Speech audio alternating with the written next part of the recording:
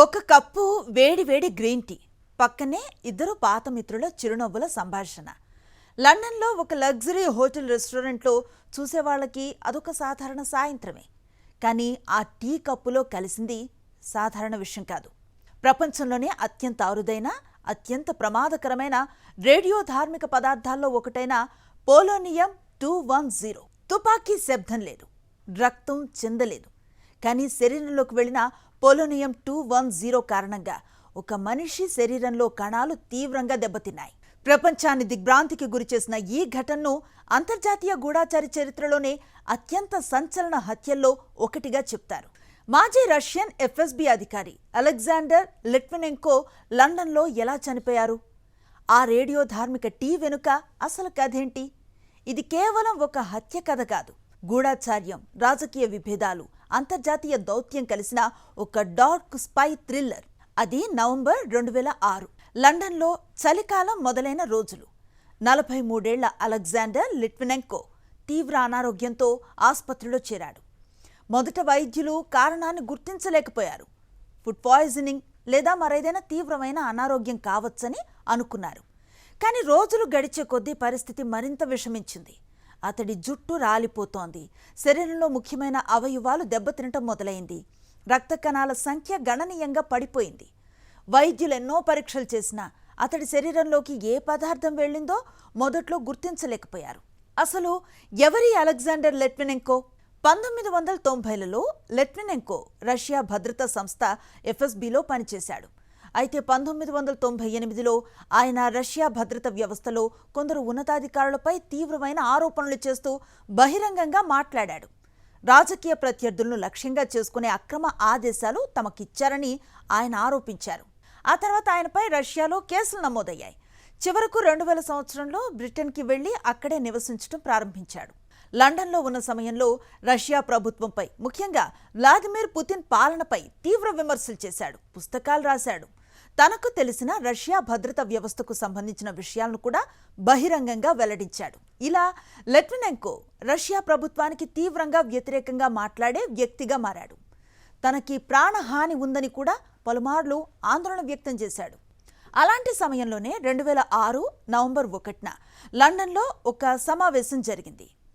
మెఫెయిర్ ప్రాంతంలో మిలీనియం హోటల్లో పైన బార్లో లిట్వినెంకో, ఆండ్రీ లొగోవోయ్, డిమిత్రీ కొవ్తొన్ అనే ఇద్దరు రష్యన్ మాజీ భద్రతా అధికారులను కలిశాడు. ఈ సమావేశం సాధారణ బిజినెస్ మీటింగ్లా కనిపించింది. కానీ ఆ సమావేశం తర్వాత జరిగిన పరిణామాలే ఈ కేసుని ప్రపంచంలోనే అత్యంత విచిత్రమైన హత్య కేసుల్లో ఒకటిగా మార్చాయి. లిట్వినెంకో ఆ రోజు టీ తాగినట్లుగా దర్యాప్తులో తేలింది. ఆ టీ లేదా టీ పాట్లోనే పోలోనియం 210 కలిసిందని బ్రిటిష్ దర్యాప్తు సంస్థలు గుర్తించాయి. అయితే ఈ విష ప్రయోగం ఖచ్చితంగా ఏ క్షణంలో, ఎవరి చేతుల మీదుగా జరిగిందనే అంశంపై తర్వాతి దర్యాప్తు విచారణలో విస్తృతంగా చర్చ జరిగింది. పోలోనియం 210 సాధారణ విషయం కాదు. ఇది అత్యంత రేడియో ధార్మిక పదార్థం. దీని నుంచి వెలువడే ఆల్ఫా కణాలు బయట నుంచి శరీరాన్ని సులభంగా దాటలేవు.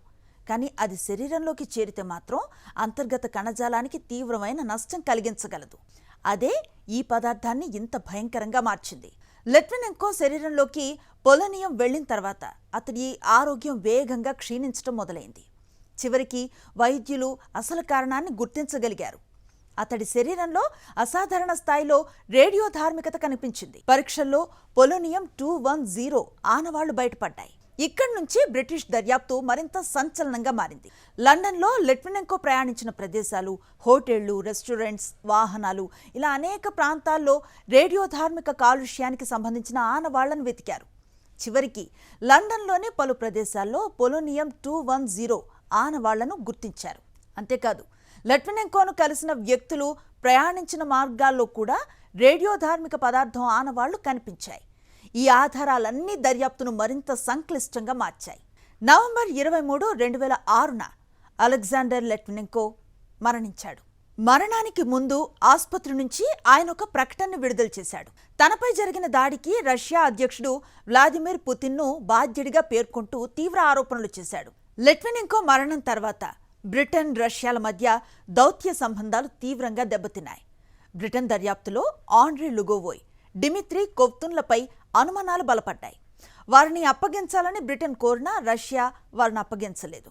తర్వాతి సంవత్సరాల్లో బ్రిటన్ నిర్వహించిన పబ్లిక్ ఎంక్వైరీలో ఈ హత్యపై మరింత కీలకమైన నిర్ధారణలకు వచ్చింది. 2016లో విడుదలైన లిట్వినెంకో ఎంక్వైరీ నివేదిక ప్రకారం లిట్వినెంకో హత్యకు ఎఫ్ఎస్బి ఆపరేషన్ బాధ్యత వహించే అవకాశం చాలా ఎక్కువగా ఉందని, ఈ ఆపరేషన్కు అప్పటి ఎఫ్ఎస్బి అధిపతి నికోలాయ్ పత్రుషేవ్, అధ్యక్షుడు పుతిన్ ఆమోదం తెలిపి ఉండే అవకాశం ఉందని పేర్కొంది.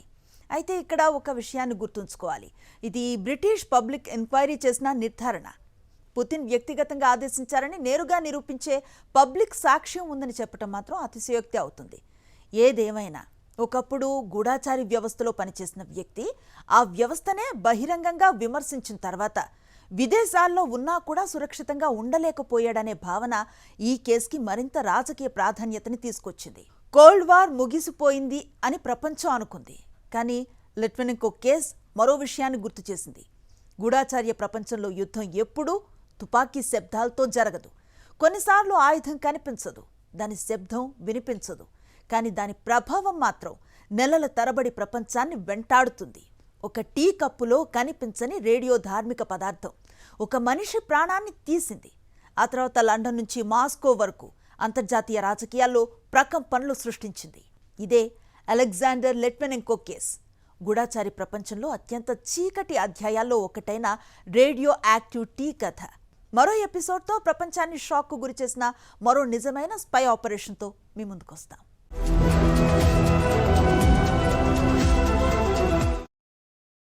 మరిన్ని అప్డేట్స్ కోసం ఛానల్ను సబ్స్క్రైబ్ చేయండి. నోటిఫికేషన్స్ కోసం బెల్ ఐకాన్ పై క్లిక్ చేయండి.